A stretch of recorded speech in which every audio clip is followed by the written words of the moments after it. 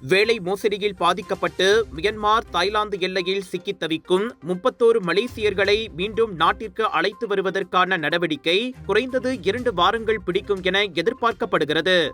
தாய்லாந்திற்குள் சட்டவிரோதமாக நுழைந்ததை தொடர்ந்து அவர்கள் மீது கைது, நீதிமன்ற நடவடிக்கை, அபராதம் மற்றும் தற்காலிக தடுப்பு காவல் போன்ற அம்சங்களினால் இந்த நெருக்கடி ஏற்பட்டுள்ளதாக வெளியுறவு அமைச்சர் டத்துஸ்ரீ முகமது ஹசான் கூறினார்.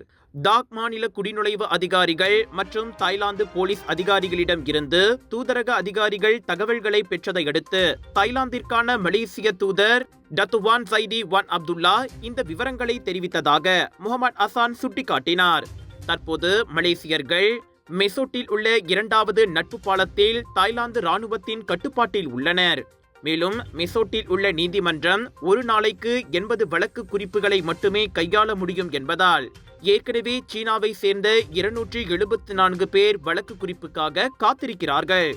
இந்த வேளையில் அவர்கள் செலுத்த வேண்டிய 4000 பாத் அல்லது 517 ரிங்கேட் அபராத தொகையை குறைப்பது உட்பட இதர பல்வேறு செயல் திட்டங்களும் மேற்கொள்ளப்பட்டு வருகின்றன.